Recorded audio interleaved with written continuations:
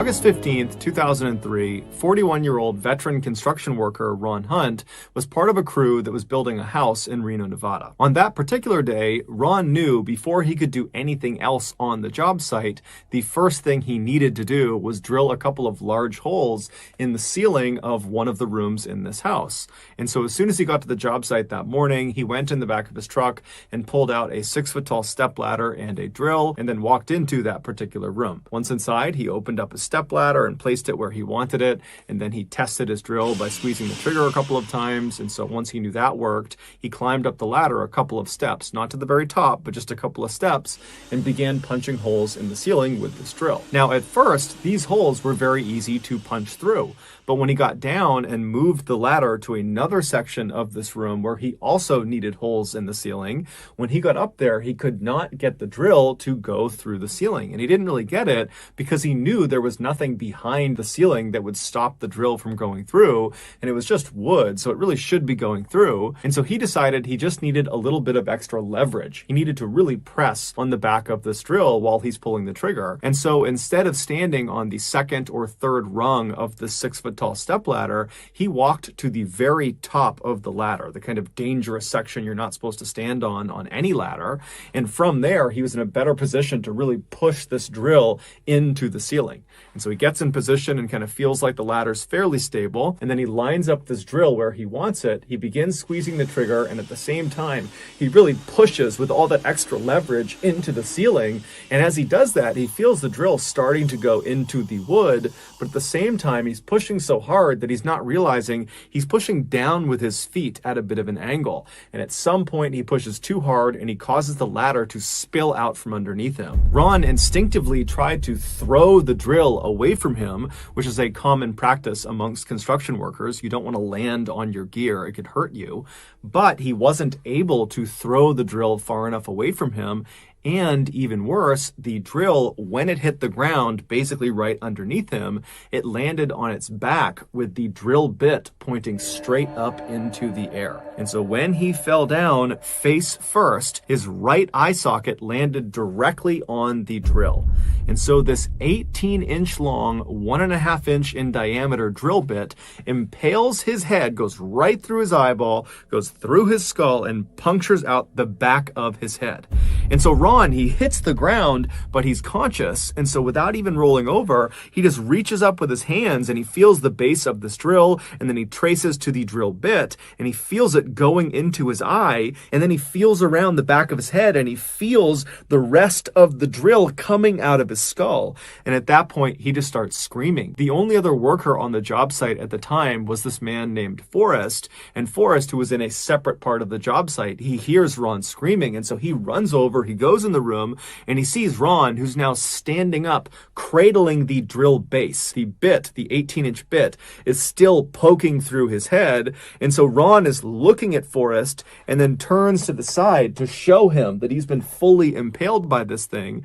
And Forrest is totally horrified at what he's seeing. He can't believe Ron is even alive. But then Forrest jumps into action. He rips his shirt off, runs over to Ron, and kind of wraps it around his head to try to control the bleeding a little bit. And then he tells Ron to stay where he is. And then Forrest ran out of the job site, ran about 1,000 feet away to the nearest house, and he was able to use their phone to call paramedics. The paramedics arrive in an ambulance a few minutes later, and they find Ron sitting next to Forrest, just with this drill still in his face. Ron is very obviously in shock because he's not making any sound. He's totally conscious, but he's just kind of staring blankly, holding on to this thing. And so the paramedics, they go over and they detach the drill base from the drill bit. So all that's left is the actual 18-inch rod that's been pushed through his head. And then they take Ron via ambulance to a local hospital. And from there, they actually fly him in a helicopter to a bigger hospital that can handle this kind of injury. And so when he arrives at this larger hospital, they rush him immediately to the operating room. And at first, the surgeons attempted to cut off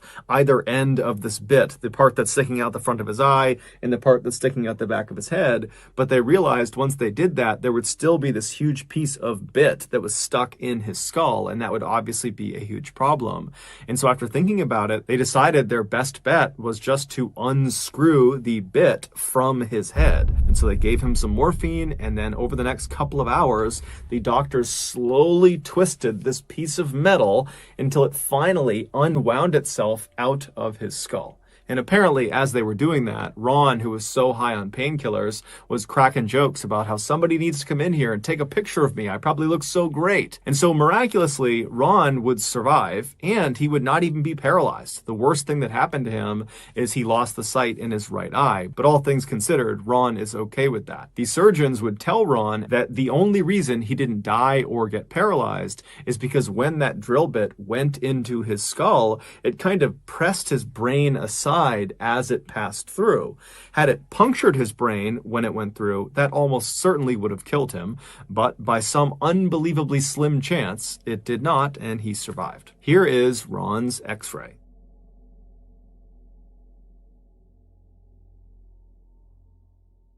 Before we get into the next story, I want to talk about today's sponsor. Ever since I started this channel, I have been shocked at the number of home invasion stories I've come across where the victims locked their doors and lived in a safe neighborhood. And so for this reason, I went out and got SimpliSafe. SimpliSafe is an incredibly effective and easy to use home security system. And honestly, for me, a big selling point was they don't send a company to your house to set it all up. I hate that. It's totally an inconvenience. And usually you don't even know how to use the system at the end of it. So instead, they send you this really neatly packaged small kit, and then using their very easy to navigate app, you build the system yourself. And so for reference, it took me less than an hour to do this, and everything worked first try. So it's very, very easy to use. Also, SimpliSafe will fit any home. It's fully customizable. They have all the cameras and sensors for every type of door and window, and they have lots of cool extra stuff like water sensors, temperature sensors, smart locks for doors, and they even have this really cool outdoor camera that has a massive field of vision. It's got 8x zoom, it's got night vision, and so basically at any hour of the day, you can know what's going on outside and inside your home. And SimpliSafe professionally monitors your system all the time. So if anything were to happen, they would call the authorities. So if you want to feel safe like me and my family, then go to simplisafe.com/MrBallen. If you sign up with that link, you can get at least 30% off when you get your SimpliSafe system. All right, back to the stories. In 2009, 15-year-old Christina Grimmie finally caved and made her own YouTube channel. For years, her friends and family had been begging her to do this because Christina had this incredible singing voice that they wanted the world to hear, but Christina had always been hesitant because she was a bit of an introvert. But that year, Christina was feeling more outgoing, and so she took the plunge, she makes this channel, and in July of that year, she uploads her first 2 songs. They were both cover songs, and she was really proud of them, but when she uploaded them, they didn't get very many views. And so Christina probably was not very excited about making more videos. But a month later, she found herself really enjoying the song Party in the USA by Miley Cyrus. And so she was singing it all the time and humming it all the time. And so finally she said, okay, I'll just film myself covering that song. And so she records herself singing this song. She uploads it to her YouTube channel, her 3rd video, and she thinks no one's going to see it because her first 2 videos no one really saw. But this video is different. It went viral almost immediately, and millions of people saw it, and they loved it. Christina couldn't believe it, even though her friends and family had been telling her all along, you have this great voice, you got to share it with the world. That's different than actually seeing the results of the world saying, you're really great, we love your voice. And so she saw this huge opportunity, and she began uploading more and more music to her channel, and more of her videos went viral. Over the next 4 years, she amassed over 2 million subscribers on her YouTube channel. She put out her own album, and she even went on tour with the mega celebrity pop star Selena Gomez. In 2014, Christina auditioned for the TV singing competition called The Voice. This show only allows a very small number of contestants who are all incredibly talented musicians. They get screened really aggressively before the competition even starts. But despite the very intense competition she was up against, Christina still still managed to finish third overall in this competition. Now, she might have been a little bit let down that she didn't finish first, but that show did wonders for her career because the judges of this competition were mega celebrity musicians, and every time Christina was on TV doing her performance for the competition, the judges would be raving about how talented she was and that even if she doesn't win this competition, someone's going to sign her. She's so incredible. And then sure enough, shortly after that competition ended, Christina was signed to a major record label. But despite being considered a star by the masses, Christina still very much viewed herself as being a YouTuber first, which meant despite her mainstream popularity and fame, she continued to upload songs and vlogs to her YouTube channel because she wanted to stay connected to her fans. YouTubers often upload videos that appear very amateur, like not professionally produced. It almost looks like anybody could have picked up their phone and filmed that video. And YouTubers tend to be very candid and show their personality in their videos. And so it makes YouTubers, especially these really popular ones, seem very real and raw and relatable. Unlike traditional celebrities that are kind of outside of society, living in their mansions, living a totally elite and different lifestyle.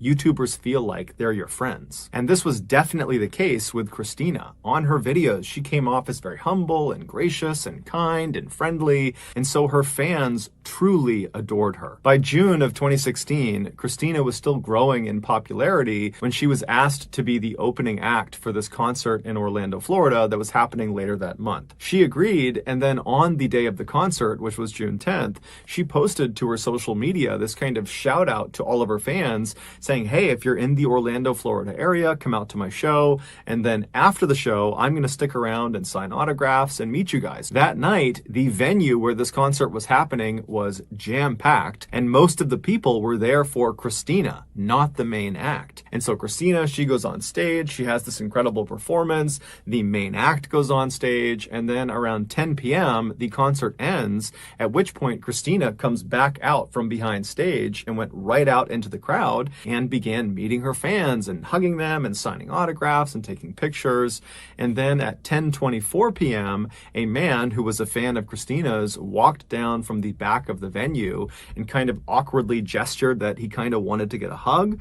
And Christina saw that, and so she smiled and she walked up to him. She opened her arms to give him a big hug. And when she got just a couple of feet away from him, he drew a pistol and he fired 4 shots into her head and into her body. Christina's brother, Mark, he was standing right nearby and he saw the attack. And so he tackled the shooter and he was trying to get control of this guy. But at some point, the shooter managed to wriggle free. And then he stood up and he kind of walked backwards until he was literally up against this wall, looking at the sea of people that are totally horrified. People are screaming and running and no one knows what he's going to do next. And then the shooter just raises the gun, puts it to his head and pulls the trigger. There were people in the audience who were medically trained who rushed over to Christina and they began performing CPR on her, but there really wasn't anything anyone could do. She would die that night at the hospital. Her killer was a 27-year-old man named Kevin Loibel. He, like many people, had become a Christina superfan, but his infatuation with her became a totally unhealthy obsession. And when it eventually dawned on him that he most likely would never have a romantic relationship with Christina, he came to the conclusion that if I can't have her, no one can have her. And so when Christina put that post out on social media asking people to come to Orlando to see her show and meet her after the show, he took that as an opportunity to go kill her. And so he lived in St. Petersburg, Florida, which is 120 miles away. And so he sees this post on social media. He grabs his 2 pistols, some extra ammunition. He gets a large hunting knife, and then he calls a cab. The cab drives him 120 miles northeast to Orlando, Florida. And then he gets into the venue with his weaponry because there weren't metal detectors and no one was frisking people as they came inside. And so he was in the back of the venue during the show. And then when it was over, he kind of lingered back, allowing other fans to go up and, kind of mob Christina. And then when there was a lull and there were less people down there with her, he strode right down the aisle and he ended her life. Here is a photo of Kevin standing in the back of this venue just moments before the show came to an end.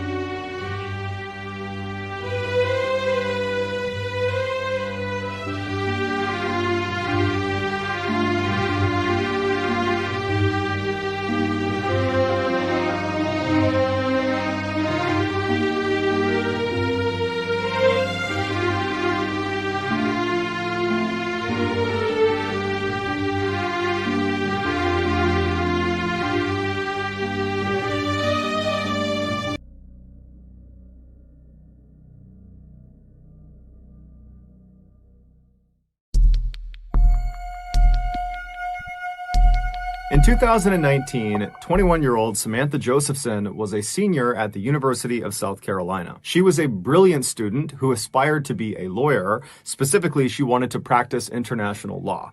And so in order to do that, she needed to be able to speak other languages besides English. And so during her college years, she had really leaned into Spanish and become quite good at it rather quickly. During her college Spanish studies, one of her professors was a woman named Daniela Jaimes. Daniela very quickly recognized in Samantha that she had this incredible intellect and work ethic and just knew she was destined for greatness. In fact, she compared Samantha to Amal Clooney, who is George Clooney's wife and is considered to be one of the most famous international lawyers ever. And so just out of a general interest to see Samantha succeed, Daniela offered to Samantha to kind of be there for her if she needed anything beyond just Spanish, that she was there to help her with law school applications, or if she needed advice on something, or if she just had ideas she wanted to bounce off of her, she would be available. And Samantha had taken her up on this offer, and by 2019, in Samantha's senior year, the pair had become very close, forming a sort of mentor-mentee relationship. Early that year, Samantha got accepted into her target law school, Drexel University in Pennsylvania. And so after telling her mother and father, Samantha ran to Daniela's office to tell her mentor the great news. And the two hugged and laughed and celebrated right there in the office.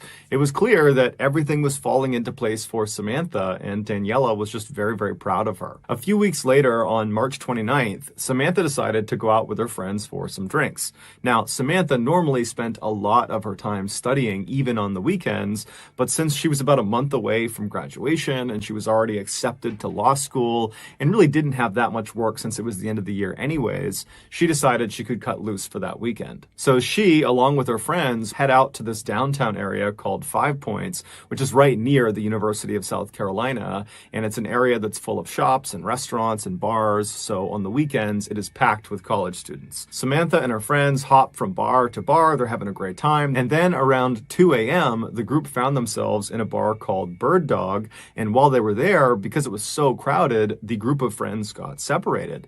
Now, initially, the friends were trying to reconnect with each other through texts and phone calls, but they were just really struggling to locate each other. And kind of in the middle of all that, Samantha decided that she was just too tired and didn't really feel like staying out any longer. And so she texted her friends and let them know that she was going to head back to her room. So Samantha leaves the Bird Dog bar on her own. She hops in an Uber and she starts driving back towards her campus. Several hours later, after all of Samantha's friends had also finally gone home and then woke up that following morning, they realized Samantha was not in her room. And so they called her, she didn't pick up. They started asking around to other friends who might know where she was, but no one did.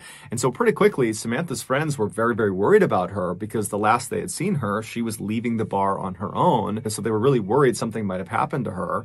And so by 1:30 p.m. that day, on that Saturday, the day after they had gone out, they called the police and reported her missing. At the same time that Samantha was reported missing, there were these two men who were in their mid-20s that were located 70 miles to the east of the University of South Carolina. They were out in this forest and they were hunting for turkeys. Earlier that day, these two men, whose names were Anders and Ryan, they had had no luck actually finding these birds. And so they were getting frustrated. And so by the afternoon, they had split up and were kind of combing this forest on their own to see if they would have more luck solo. And so Ryan, he posted up next to their truck, which was parked on this dirt road that was butted up against the edge of this big forest. And Ryan, with his binoculars, was scanning out across this field that butted up against the tree line of the forest, and he was kind of scanning the tree line, but he still was having no luck finding any turkeys. And then Anders, he actually had walked into that forest, which was right next to Ryan, and he was just kind of walking around looking for the birds as well, but he too was still having no luck. And so around 4:30 p.m., Anders, who's the one in the forest, he finally is just ready to admit defeat and leave empty-handed. And so he turns around and begins walking out of the forest in the direction of Ryan. And so at this point, he's maybe 100 or 200 feet away from Ryan, but the trees are very thick and they can't really see each other. And so Anders is just kind of walking in that direction. He's not looking for birds anymore, so he's not scouting around. He's just kind of looking straight ahead. And as he's walking, something catches his eye off to the left behind some trees. It was pretty far away, but he instinctively turned and looked, and he couldn't really tell what it was. It wasn't a turkey, but it wasn't anything that should have been in the forest. And so he decided he would go get a better look. And so he turned away from Ryan Ryan and went left and started cutting through the trees. And he kept walking until his view of this thing was no longer obscured by trees. And when he got a full look at this thing that had caught his attention, he stopped where he was. He yelled for Ryan, who couldn't see him, but he yelled for him to come into the woods and look at this. And as Ryan is running into the forest to see what's going on, Anders is pulling his phone out and calling the police. When the police finally show up, they find Anders and Ryan, and they're very shaken up, and they're sitting on the back of their truck on that dirt road where Ryan had been. And so the police pull up to them, they speak to them and get directions of how to get to what they saw inside of the forest. And then the police officers walk into the forest, they follow the directions, and before long, they're looking down at Samantha. 14 hours before her body was discovered, Samantha left the Bird Dog Bar and walked out front where there's lots of other students, and she walked to this corner of this road right in front of her, and she hailed an Uber. And then the Uber car pulls up, she hops inside, and then the car backs up and drives away. Except that was not an Uber car. That was a car driven by a 24-year-old named Nathaniel Rowland, who was not an Uber driver. He was a guy who had been driving around 5 Points all night, presumably to try to trick people into getting into his vehicle, believing it was an Uber. And finally, his plan had worked. He had pulled in right in front of Samantha. She thought it was her car. She climbed in without question.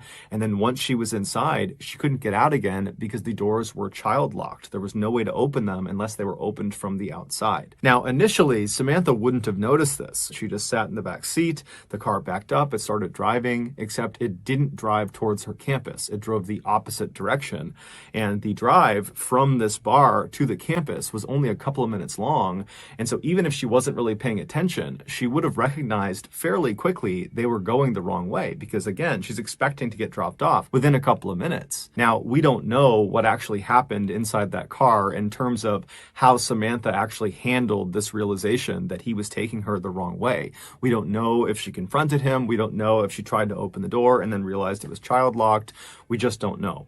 All we know is that Nathaniel drove Samantha to some isolated area, most likely 70 miles to the east, near that forested area where her body was found. And then once he parked wherever he was, Nathaniel pulled out a knife and then leapt into the back seat of his car where Samantha was trapped, and he stabbed her 120 times. And then after he was finished stabbing her, it would take Samantha over 10 minutes to finally die. Within hours of dumping her body in the forest, Nathaniel was posting these normal posts on Facebook of him in front of his car and regular status updates. And he was having very normal interactions with his family and his friends, as if he was completely unaffected by this horrible crime he had just committed. Nathaniel was arrested within 24 hours of the discovery of Samantha's body. While he never offered any motive for the crime, it's believed he simply decided that night he was going to go kill someone. And so he just began prowling around for a victim, and unfortunately, Samantha was just in the wrong place at the wrong time. Nathaniel was ultimately convicted of her murder and was sentenced to life in prison. Here are the final images of Samantha as she climbs into Nathaniel's car.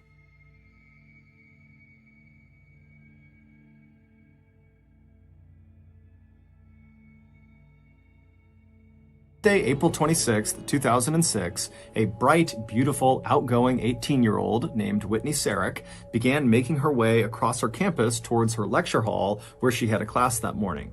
Whitney was a freshman at Taylor University, which is an evangelical Christian liberal arts college located in Upland, Indiana. Upland is a little town that sits about 2 miles east of Interstate 69 and is situated right between the two much larger cities of Indianapolis and Fort Wayne. As Whitney made her way along the pathway across campus and she passed by other throngs of students hustling to their own classes, she suddenly had a pang of anxiety as she realized the end of the school year was fast approaching. And while Whitney was definitely excited to head back home to rural Gaylord, Michigan, where she was from, to spend her summer vacation, she was also kind of bummed because she would have to say bye to all of her new friends in college that she wouldn't see again until after summer break in the fall when the next school year started. Whitney had made a ton of friends over the course of her freshman year, and by and large, they were other freshmen like herself. But she did have a few friends that were upperclassmen, because early in Whitney's collegiate career, she had discovered that upperclassmen were just as friendly as freshmen, and they came with the bonus of lots of experience and expertise. And if you just asked them for guidance or advice, they'd be happy to give it to you. And so over the course of the school year, anytime Whitney had an opportunity to interact with or be around upperclassmen, she would take it, thinking, maybe I can learn something. And in fact, that morning, as Whitney was making her way across campus, she saw a sign that was asking for students to volunteer to the next day head out to this banquet hall to set up this big banquet for the school's new incoming president. And so when Whitney walked over to the table and asked the people what this was all about, she would learn that the majority of the people that had signed up to be volunteers so far were upperclassmen. And so as soon as she heard that, Whitney was quick to write her name down as well. The rest of the day would go completely as normal for Whitney. She would go to her classes, she would study, she would meet up with friends, and then eventually in the evening, she would make her way back to her dorm room where she would go to sleep. Little did she know, when she put her head down on the pillow that night, she was within 24 hours of her life changing in the most drastic way imaginable. The following morning, Whitney got up early, she took a shower, she brushed her teeth, and then she spent quite a while just staring at her wardrobe, debating which outfit she was going to wear, and then finally she chose the one she wanted and she got dressed. Whitney was not vain, but she knew the whole day would be spent around upperclassmen and university staff, and so she wanted to look her best. On her way towards her door to leave, Whitney would stop and look in her mirror one last time to make sure she looked okay, and in this fleeting moment, as she's looking herself up and down, she couldn't help but feel a justifiable sense of pride in this woman looking back at her. She had gotten into a great college, she had moved hundreds of miles from home and lived alone by herself for the first time, and her grades all year had been excellent. And so as Whitney's looking at herself, she thought to herself, you know what?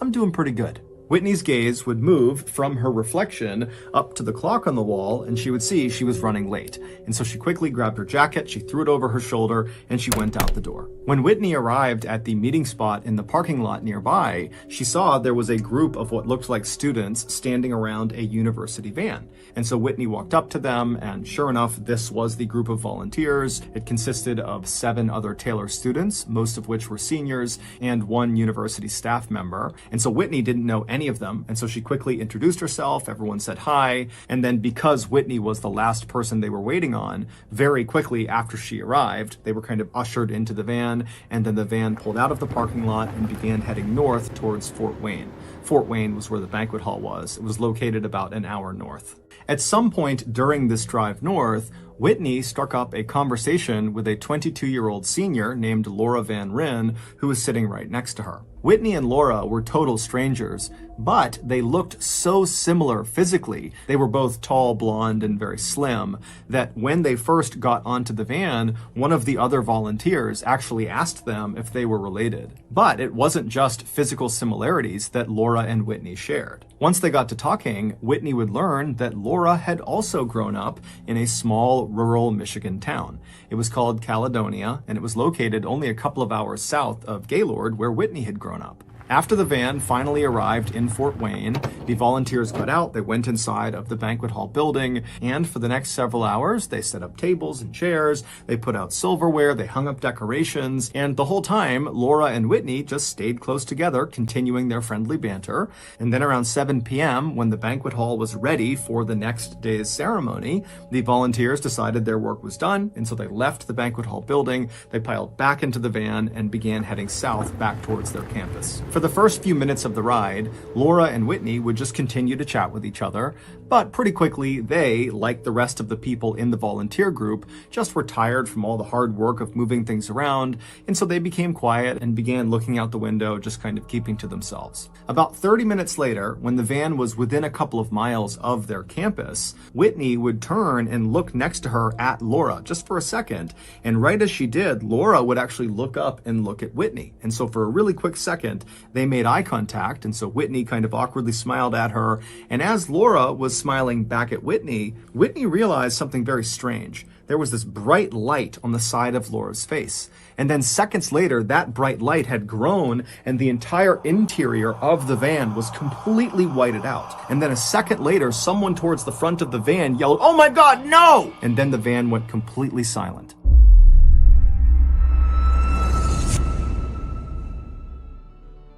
Today's video is sponsored by NordVPN. You ever find yourself in Chocolaco, Alabama, looking out at a fresh murder of crows, and you think to yourself, man, I should get those crows some light fall weather jackets. And so you run home, you fire up your gasoline-powered computer, you hop online to start searching for the perfect crow jacket, and then you get hit with a PUA, a pop-up ad. And you throw your hands out to protect yourself, you're hit with another PUA, and before long you're on the ground, you're calling out for your crow friends to come save you, but they're so chilly without their jackets, they can't flap their wings fast enough to get to you, and so scared and alone on the ground, you die. This used to happen to me 5, 10, 60 times a week until I discovered NordVPN. A VPN, or virtual private network, keeps you safe while you browse the internet. And NordVPN is the brand name in the space. Not only will NordVPN ensure your data stays safely behind their next generation wall of encryption, but also, most importantly, through their latest feature called Threat Protection, they will automatically block those death-inducing pop-up ads. So, if you want to slightly warm up a pack of crows in Chocolaco, Alabama, and you want to live, sign up for NordVPN today. And right now, the best deal available for NordVPN is through my YouTube offer. Right now, NordVPN is offering viewers an exclusive 2-year plan at a huge discount, plus 4 additional months for free when you go to nordvpn.com/MrBallen. And it's risk-free with Nord's 30-day money-back guarantee. Again, go to nordvpn.com/MrBallen or click the link in the description. Okay,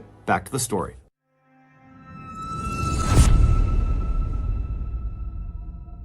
Within minutes, dozens of 911 calls were coming in from motorists on I-69 saying that something terrible had happened. When first responders arrived on scene, they were braced for the worst, but even still, they were shocked at what they saw. Scattered all over the northbound and southbound lanes of I-69, not far from Taylor University, were all these huge chunks of jagged metal, there was glass everywhere, and there were bodies everywhere.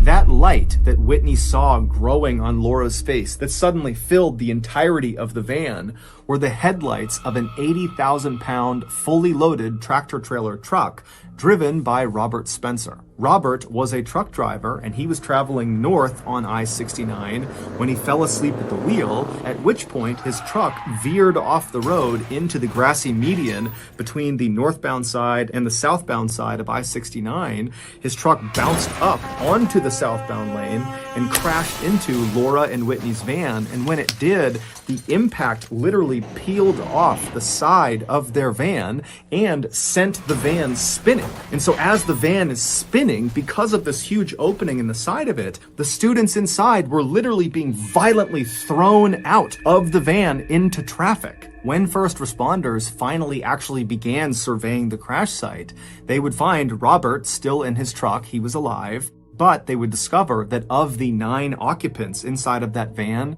5 were deceased. A few hours later, in the early morning hours of April 27th, Whitney Sarik's family back home in Gaylord, Michigan, woke up to the sound of a phone ringing. When one of Whitney's parents answered the phone, it was the Grant County coroner telling them their daughter had been in a terrible accident and she was deceased. At the same time, 3 hours south of Gaylord, Michigan, in Caledonia, Michigan, the Van Ryn family also was woken up in the middle of the night to a phone call, except the call they got was that their daughter Laura had been in that same crash, but she had survived, although she was in critical condition. In the days that followed, the Sarik family had Whitney's body transported to Gaylord, and then they began to plan for her funeral, a funeral that would have to be closed casket because of the extensive damage to Whitney's body. Meanwhile, Laura Van Rin's family rushed to Parkview Hospital in Fort Wayne, and they would find their daughter bandaged head to toe with a neck brace on, laying in a hospital bed in a coma. Doctors would tell Laura's family that even though Laura was now stable, there was no way of knowing if she would ever come out of that coma. And even if she did, she had suffered a serious brain injury, which likely would impact her ability to function. And so knowing that at best this was going to be a very long road to recovery, Laura's family decided to move her from Fort Wayne back home to Michigan to a rehabilitation center in Grand Rapids that specialized in brain injury. And so while the Van Rins were in the process of moving Laura back to Michigan, the Sareks were in the process of saying their final goodbyes to Whitney. On April 29th, so 3 days after the accident, the Sareks would hold a visitation in their hometown of Gaylord. A visitation is a time for friends and acquaintances to come together and pay respects and offer condolences to the people that the deceased have left behind. For Whitney's visitation, more than 1,400 people attended, which was nearly half of Gaylord's total population. The following day, on April 30th, Whitney was buried. At the same time, Laura's family, who had been taking turns keeping a 24-hour bedside vigil with Laura in the Grand Rapids facility, were given some incredible news. Based on brain scans, it looked very much like Laura would wake up from her coma, although there was no timeline. Over the next couple of weeks, Laura remained comatose, but her body would slowly begin to heal, and all signs seemed to be pointing towards her eventually making a recovery. And then on Tuesday, May 16th, so 20 days after the accident, Laura woke up from her coma. And amazingly, at first, it seemed like her brain was functioning the way it should be. The family could not believe their luck. This was a miracle. Over the next few days, Laura would slowly regain her strength to the point where she could move some limbs and she could sit up in her bed. And then as for her cognitive function, it seemed like she was making strides, but then she would do something that would make doctors and her family and everybody around her start to question if her brain really was okay. On Monday, May 22nd, so 1 week after Laura had woken up from her coma, she was sitting in her hospital bed with her physical therapist right next to her, and her family was in the room as well. And at some point, her physical therapist handed Laura a pencil, and then she put a pad of paper in front of her. And then the therapist told Laura to write a word down that was very specific. It was a word that Laura should know well, and a word that Laura should be able to spell. And so after Laura kind of gave a nod, saying she understood the assignment, Laura took the pencil and very awkwardly and painstakingly wrote out a word. But when she was done, and the therapist looked at what she had written, it was wrong. It didn't make any sense. And so she asked Laura to do it again. And so Laura, with even more determination, would try to write this word. And once again, she wrote the same word, the same incorrect word. And so it was at this point that the therapist and the onlooking family started to realize that, her injury to her brain might be more extensive than we thought. However, as everyone in that room would soon find out, that was not the case. There was something much, much bigger going on. Back on April 26th, just minutes after the car accident, first responders began moving about the crash site to figure out who was deceased and who was still alive. When they found Laura, she was barely clinging to life on the side of the road, and so they rushed over to her. They put her on a stretcher along with her purse, which contained her driver's license. They put that all together, they put her on an ambulance, and they sent her to the hospital. Once Laura arrived at the hospital, doctors would use her driver's license inside of her purse to identify her, and then they began wrapping her head to toe in bandages and casts. And when bandages began coming off over the following weeks, it was immediately obvious to everyone that this accident had significantly altered Laura's physical appearance, most notably her teeth. They almost looked like they had been shifted to one side in her mouth. However, to Laura's family, they didn't care how she looked. They only cared that she was still alive. But on Monday, May 22nd, when Laura was handed that piece of paper and a pencil, and she was told to write her name, she did not write L-A-U-R-A, Laura. She wrote W-H-I-T-N-E-Y, Whitney. It would turn out a colossal mistake was made, and nobody caught it until that moment. The woman sitting in the hospital bed with the pencil and paper was not 22-year-old Laura Van Ryn. The woman sitting in the hospital bed was 18-year-old Whitney Sarek. When Whitney was found on the side of the road clinging to life, the first responders thought the purse next to her was hers, and so they opened it up, they found a driver's license, they looked at it, and they looked at the victim on the ground, and they looked identical, and so they said, okay, this is Laura. And amazingly, Whitney's purse that contained her driver's license happened to land on the ground next to Laura's body, and so Laura was misidentified as Whitney Sarek. A week after Whitney had written her name down on that pad of paper, it was officially confirmed that this was a case of mistaken identity. And so once again, the Sarek family received a call in the middle of the night from the Grant County coroner. Except this time, they were telling them that your daughter did not die in that car accident. She's alive. She's in Grand Rapids waiting for you. And so the Sarek family, they were completely shocked. They wanted this to be true, but it just seemed too good to be true. They had had a funeral for Whitney. They had buried Whitney. Except because it was closed casket, they never saw Whitney. And so the Sareks hopped on a plane, they flew to Grand Rapids, and they walked into that hospital room, and there on the hospital bed was their daughter Whitney with her arms outstretched, crying, calling for her parents. Well, this, of course, was a miracle for the Sareks. It was at the same time a complete nightmare for the Van Ryns. They had had their suspicions that something was off about their daughter, most notably her teeth, because they just didn't look like their daughter's teeth.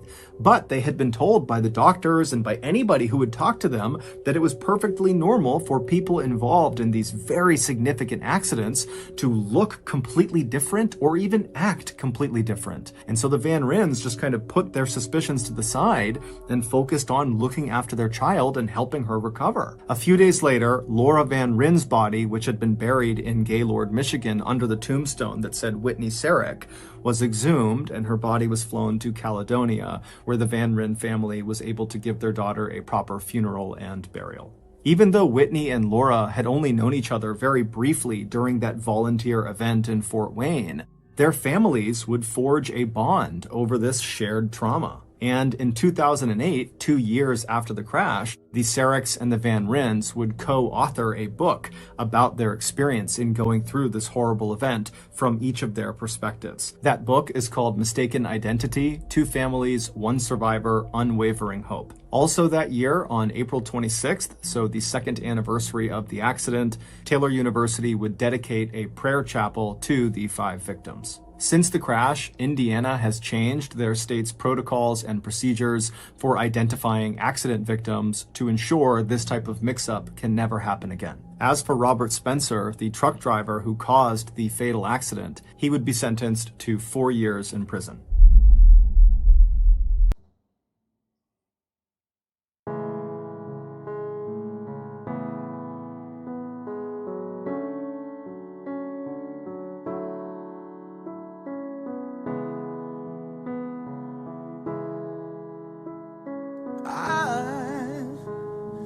I just woke up from one dream where you and I had to say goodbye. I don't know what it all means, but since I survived, I realized wherever you go, that's where I follow. Nobody's promised tomorrow, so I don't love you every night like it's the last night, like it's the last night. If the world was ending, I wanna be next to you. If the party was over and our time on earth was true, I wanna hold you just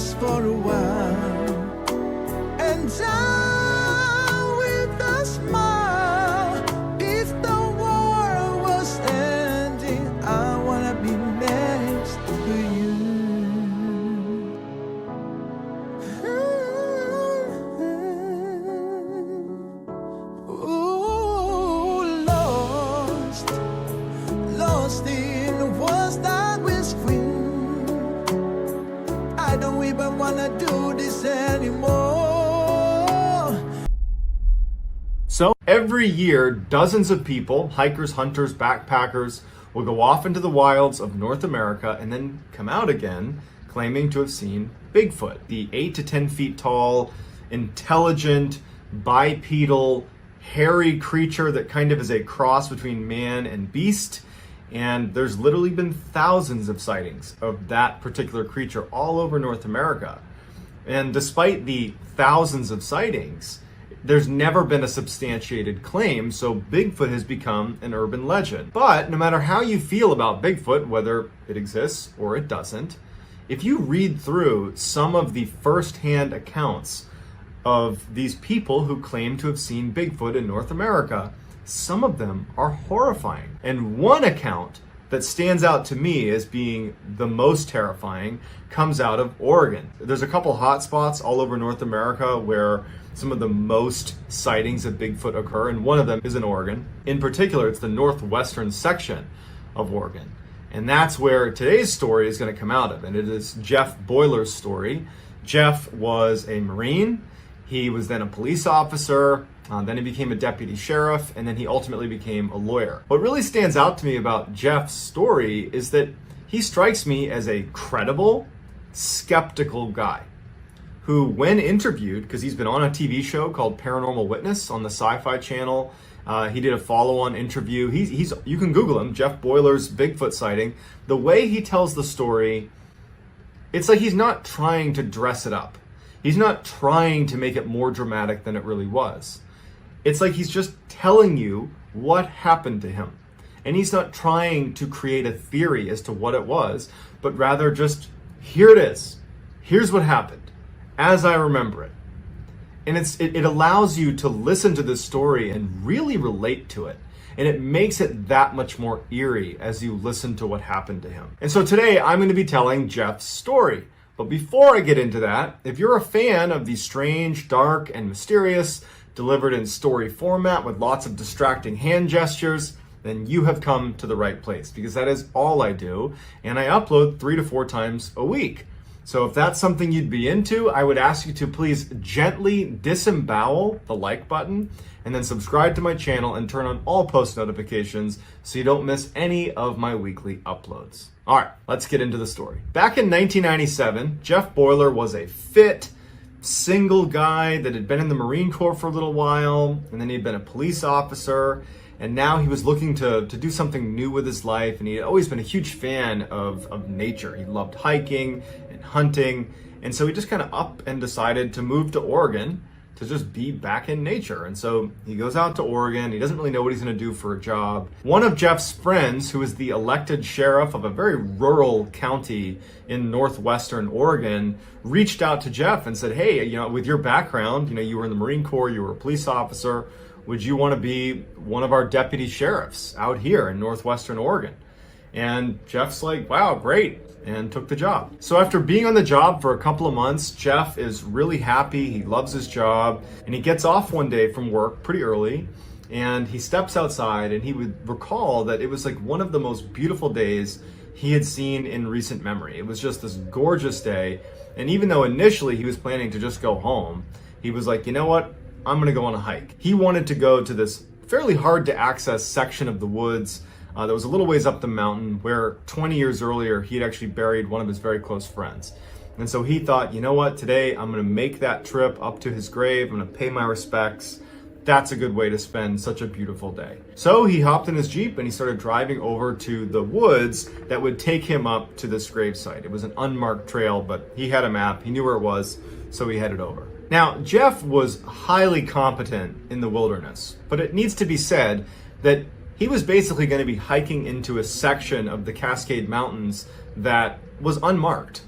This is a very isolated, unmarked area. And in fact, Jeff would even say that sometimes when you would walk around this section of the Cascade Mountains, you would wonder to yourself, has anyone ever been here before? Like, this is such a wild and open expanse. Am I the first person to ever step foot here? It's a section of Oregon that is totally just wild.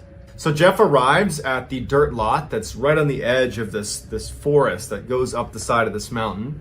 And before he steps in and starts making his way up, he gets his map out and he kind of roughly charts a course. Because again, there's no trail in here. He puts his map away and he begins walking up this mountain. He's been walking for about 2 hours and the terrain's really bad. And he decides, you know what, why don't I deviate from the course that I was on and try to get to a more open area that might be able to kind of bank around to get up to the gravesite. He looked on the map and he could see that parallel to where he was going up this mountain, there seemed to be a strip of clearing where it might be easier going. It would require a bit of work to get over to it, but once he was there, he believed he could get up to the gravesite. So before he makes that movement over to the clearing, there was a stream running right next to him, freshwater stream, and so he just bends down, he splashes some water on his face, he gets a drink, and before he actually starts moving towards this clearing, because now he's deviating from the path that he intended to take, and this is an unmarked trail.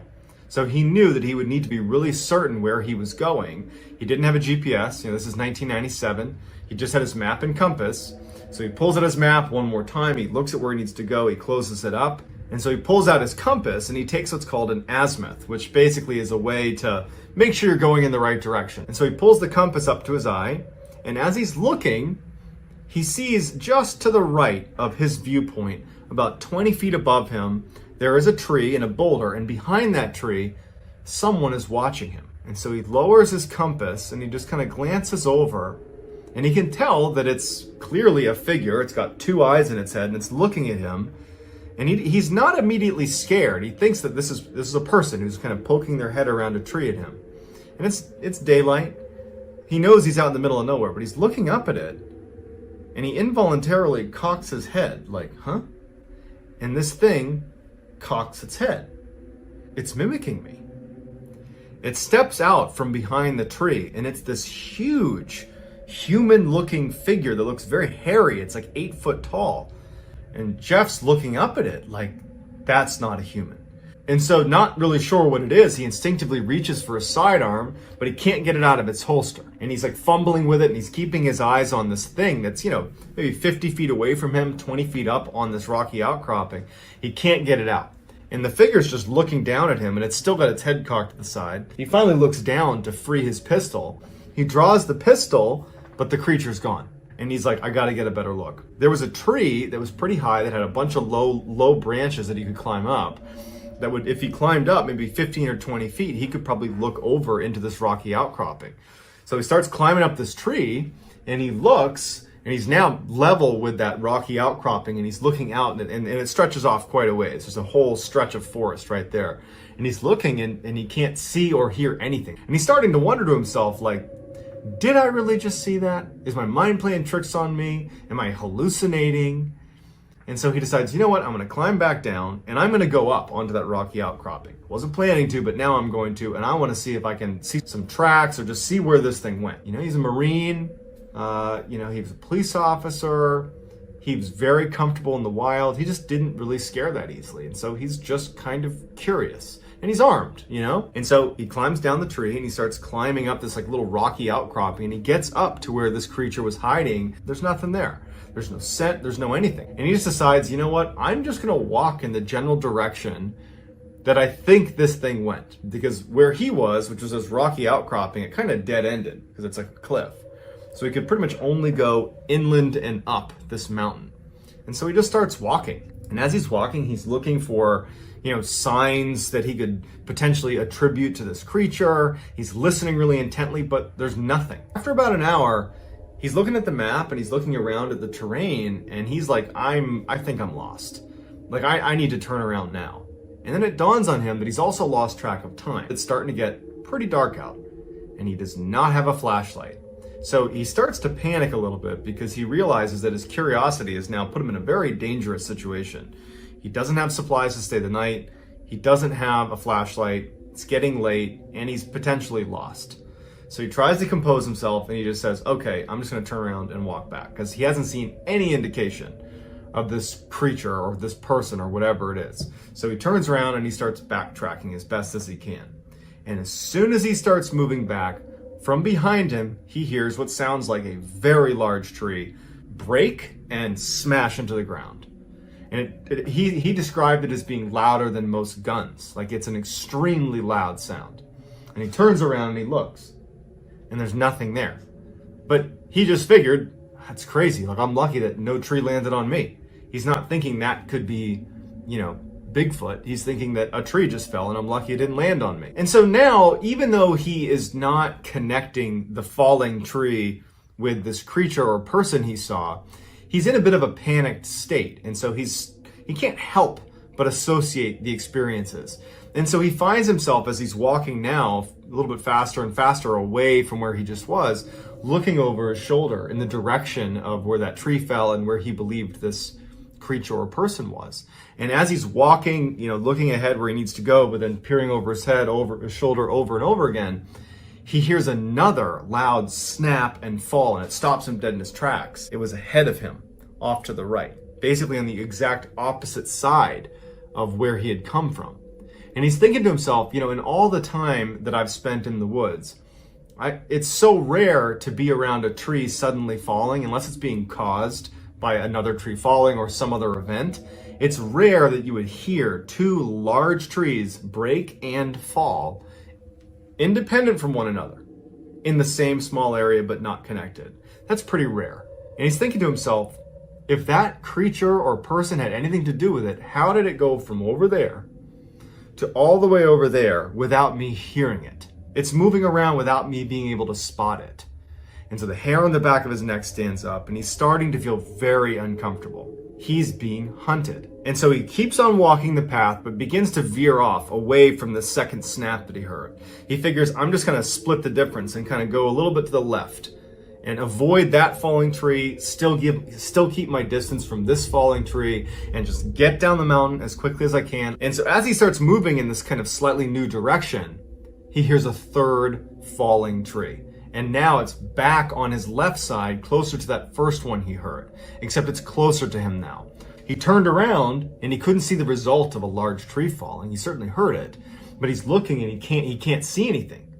And he's thinking to himself, like, 3 falling trees, that is not innocent. Something is knocking over these trees. And I think it's that creature I saw. And even worse is he's thinking to himself, is this creature using these trees to signal to other creatures where he is? Is he being tracked? It's getting closer to him without giving away its own position.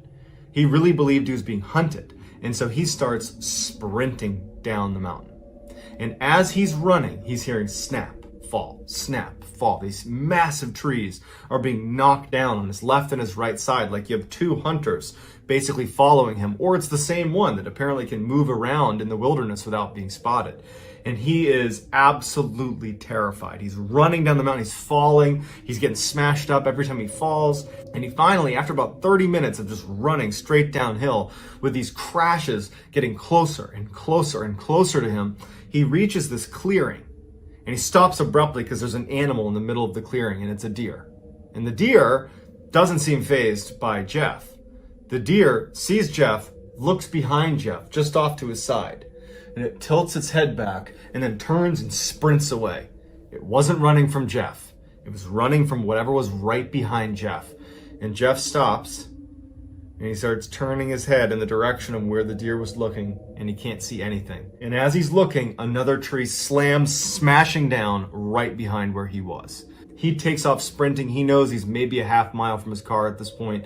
And now, as he's sprinting through this field, all he hears is just a cascade of these crashing trees as he sprints the final stretch to his car. He pulls out his key and he starts clicking the automatic locks, and he can't tell if it's working.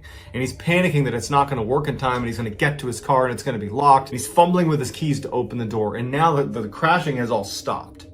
And he's just waiting for this thing to jump out and grab him. He manages to open his car, jumps inside, slams it, starts it up, and peels out of there. And then he went back to his office where his sheriff was, and he told him what happened, and he felt ridiculous telling him. And his sheriff was like, I get reports like this all the time. This side of the Cascade Mountains, in that very remote section that you were in, we get reports like that all the time. I believe you. If you want to file a report, go for it, but chances are good it's never going to be followed up with. This is just a phenomenon of being out here in the wilderness. Some people believe it, some people don't. Decades would go by and he would finally share his story, which is why we're hearing about it now.